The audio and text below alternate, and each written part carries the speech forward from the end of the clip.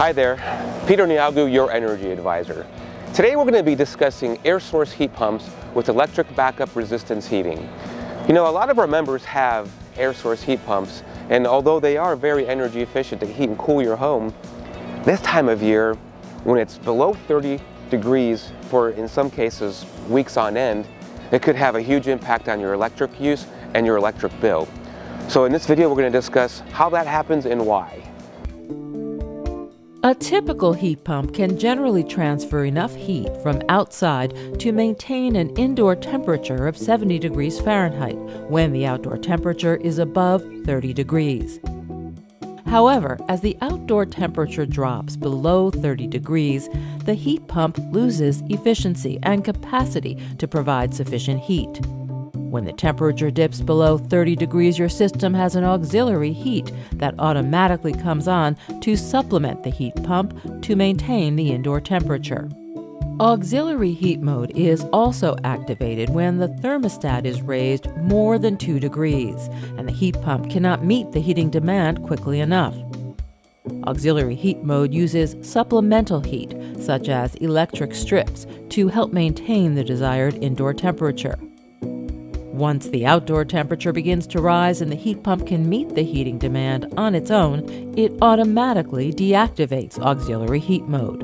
In contrast, emergency heat mode requires manual activation and uses supplemental heat instead of a heat pump. Emergency heat mode should only be turned on when there is a problem with the heat pump, such as persistent snow or ice buildup on the outdoor unit, or apparent signs of mechanical failure. Activating emergency heat mode shuts off the heat pump and prevents it from turning back on automatically, regardless of outdoor temperature.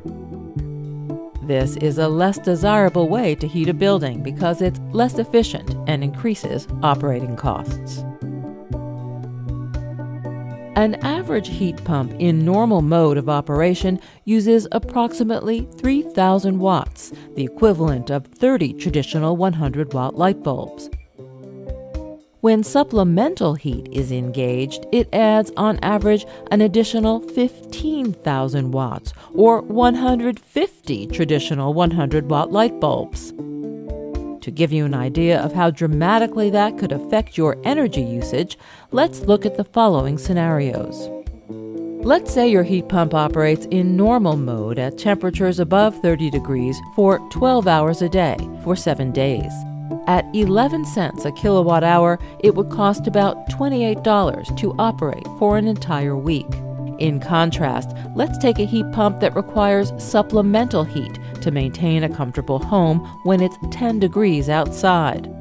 The normal mode runs continuously, doubling the initial $28 to $56. Now the supplemental heat of 15,000 watts is needed for approximately 12 hours a day for 7 days to help the system maintain the indoor temperature. Using the same rate per kilowatt hour, it would cost $139 for the supplemental heat, plus the $56, totaling $195 for just 1 week of operation. Okay, now that you have a clearer understanding of how your air source heat pump works, it's important to know that even if you don't make any changes in your house, or if you don't even touch your thermostat, this time of year, your air source heat pump will impact your electric use and your electric bill overall. And as usual, if you have any questions about your energy needs or energy concerns, feel free to reach out.